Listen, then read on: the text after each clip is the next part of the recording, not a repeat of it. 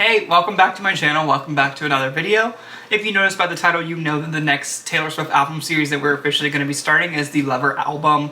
A couple of things to preface is that I am going to be working on the 1989 tour video before actually starting the Lover series, but some comments that I got was to read something called the Lover Foreward, which I didn't really know what that meant actually, but it's apparently like a preface to the album. So that's what this video is going to be today. We're not going to be really getting into any of the tracks, but we're going to kind of read, I guess, what the album is basically about.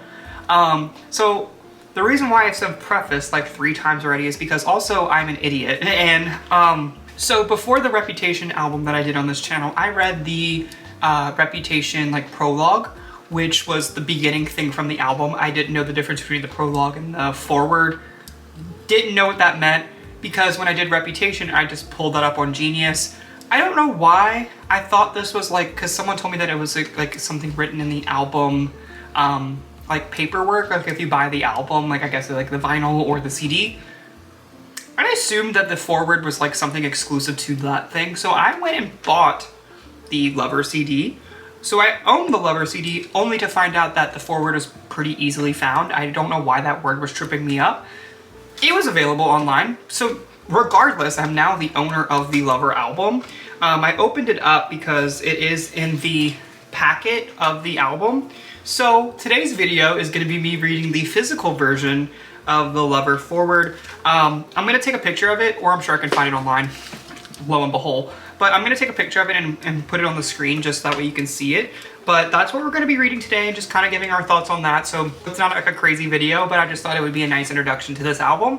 So hopefully I end up liking this album because now I own it. I don't own a CD player at all. Like not in my car, not anything. I do own a vinyl player, but I didn't really want to buy the vinyl because the vinyl was a lot more expensive than the CD. So maybe once I like the album, or if I do, I'll buy the vinyl. But I own the Lover CD, so let's just get straight into the foreword. All right, so it says, "When I found my old diaries from my childhood and teen years, they were covered in dust. I'm not just saying that for poetic effect. They were truly dusty and with pictures drawn on the first day of school outfits and inspirational quotes I used to retrace over and over to get me through those doubtful moments. I'd practice my autograph and tape guitar picks to the pages. In the entries, I daydreamed on paper and mused about who might ask me to the dance or how nervous I was singing the national anthem at the local baseball game. I frequently and drastically changed my opinions on love, friends, confidence, and trust. I vented, described my memories in detail, jotted down new song ideas, and questioned why I would even try to shoot for a career I had such a small chance of ever attaining." Okay, so the first thing that I get out of that was just like the first paragraph, which you'll probably see on the screen, of course. It sounds like this is maybe more of an album that is, you know, more reflective of her own personal life. I would argue that most of her albums are like that, with the exception of like Folklore and Evermore. But it definitely feels like this one, maybe she dug a little bit deeper on her old diaries. This kind of reminds me a little bit of what I assume the theme of Midnights is, and someone can correct me if I'm wrong, but I know Midnights, the whole theme of that was her going back through sleepless nights of her past and like talking about them.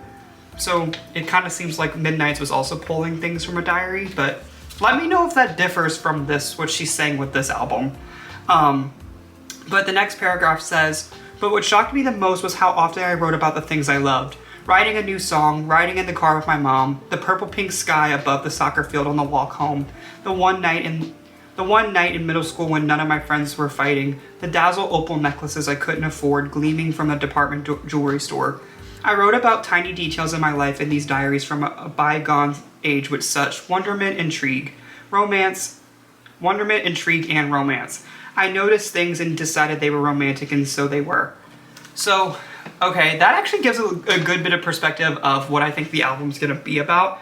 It seems like she's trying to, which I think is a common word to say now, but maybe not then, is like romanticizing your own life. It's finding the happiness in the little things.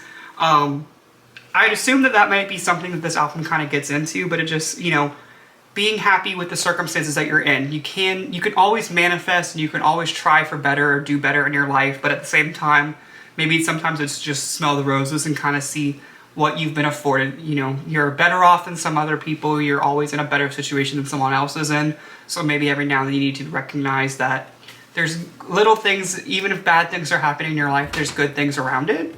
So that's what I assume that she's talking about like there, but I really think it's kind of nice to hear the specifics of like what she likes, like, you know, the walks home, the jewelry store. I would assume that those are going to be talked about in the album, maybe in more detail. But I think that's really cool of her trying to say that this album is basically just about romanticizing the good things that you already have. The next paragraph says, in life, we grow up and we encounter the nuanced complexities of trying to figure out who to be, how to act, or how to be happy. Like invisible smoke in the room, we wonder what kind of anxiety pushes you forward and what kind ruins your ability to find joy in your life. We constantly question our choices, our surroundings, and beat ourselves up for our mistakes. All the while we crave romance, we long for these rare, enchanting moments when things just fall into place. Above all else, we really, really want our lives to be filled with love. I think I'm going to keep reading because I think something's coming up. I can kind of read ahead and see. So let's read the next one as well. It says, I've decided that in this life, I want to be defined by the things I love, not the things that I hate, the things that I'm afraid of, or the things that haunt me in the middle of the night. Those things may be my struggles, but they're not my identity. I wish the same for you. May your struggles become inaudible background noise behind the loud, clear voices of those who love and appreciate you. Turn those voices up in the mix in your head. May you take notice of things in your life that are nice and make you feel safe and maybe even find wonderment in them. May you write down your feelings and reflect on them for years later, only to learn that all the trials and tribulations you thought might kill you didn't.